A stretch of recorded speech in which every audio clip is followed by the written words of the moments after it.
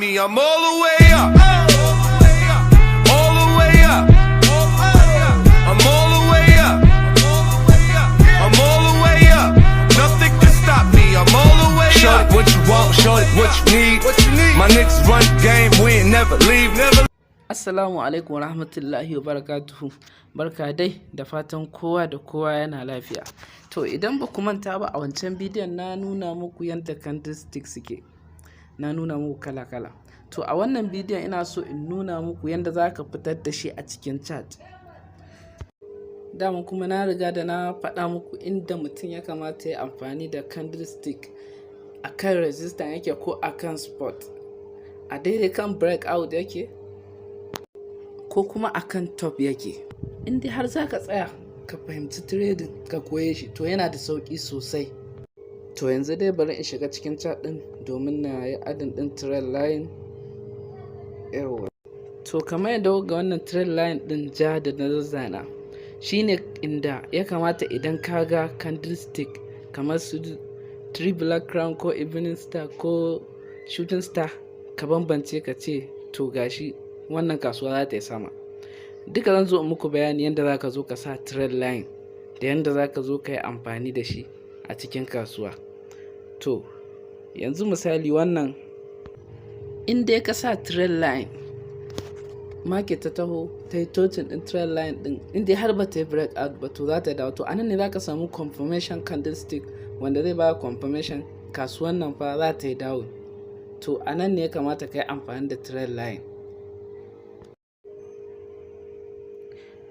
Kamar yanzu kun gani nan muka zo muka samu shooting star, muka samu bullish, muka samu bearish engulfing din shi, ga kuma shooting star again ta yi rejecting, candlestick ne ya yi rejecting, gashi nan sai dan yi kasuwa ta dan yi down, sai ta koma aka ƙara samun shooting star ta taba trend line din nan, ga kuma spinning top.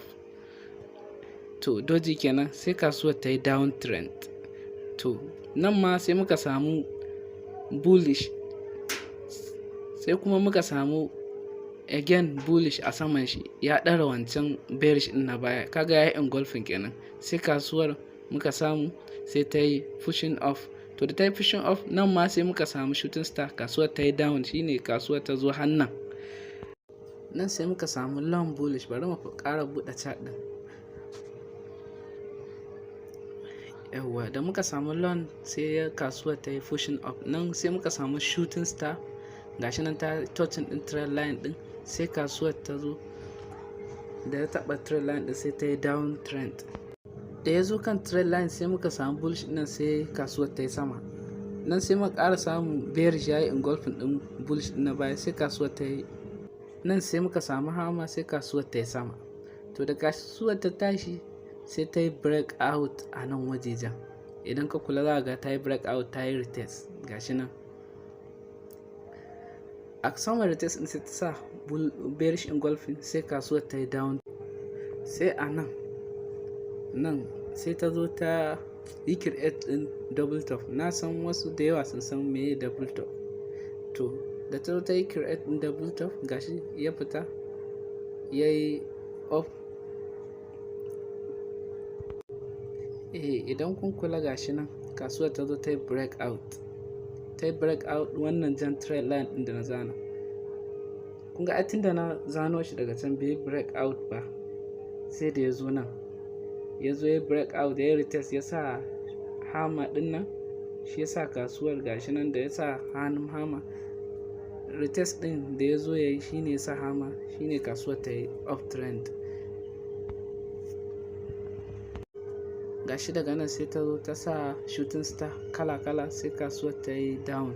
Sai ta zo ta yi create din pattern, sai ta ƙara yin down, gashi nan ta ƙara yin down again.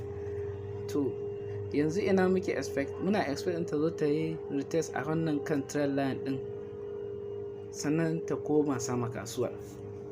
Yawwa, to kun ga nan ga hammer daga nan wajen inda na sa trend line, nan ga hammer, sai kasuwar ta zo ta yi sama. Daga nan ta sa bearish engulfing, kasuwar ta yi down, ga doji spinning top, kasuwar ta ɗan yi off. To sai nan kuma ta sa bearish engulfing, kasuwar sai ta ɗanyi down, gashi nan ta yi down har zuwa nan. Nan ma in kun duba gashi sai ta sa bullish engulfing, sai kasuwar ta yi off. Nan ma ta sa hammer sai ta yi off. Nan shooting star sai ta yi down trend. Nan bullish engulfing, nan ta sa hammer sai kasuwar ta zo ta yi off, ta ƙara dawowa, ta ƙara yin off da ta yi retrace. Sai nan gashi nan ta sa bearish engulfing, kasuwar ta yi down, ta sa shooting star, kasuwar ta ƙara yin down. Nan ta sa graph standard, nan ma gashi nan sai kasuwar ta zo ta yi down, gashi nan. Nan ma sai ta sa bearish engulfing, kasuwar ta zo ta yi down. A nan ta yi create ɗin pattern wanda za mu zo karatunsa shi ma. To gashi daga nan sai ta sa evening star, sai kasuwar ta yi down.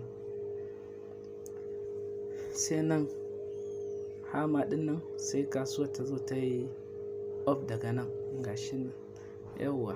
Daga nan sai ta ƙara koma ta sa shooting star, kasuwar ta ƙara yin down. To da wannan muka kawo ƙarshen wannan bidiyon. A bidiyo na gaba zan nuna muku inda ya kamata ka sa trend line, inda za a gane market ta yi breakout ko tana kan spot ko kuma tana kan register, inda za ka yi amfani da shi. Da Allah in kai sabon zuwa ne a wannan tasha mai albarka, ka daure ka danna mana subscribing.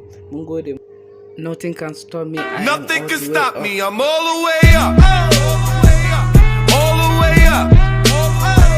I'm all the way up. I'm all the way up. Nothing can stop me. I'm all the way up. Show it what you want, show it what you need. My niggas run.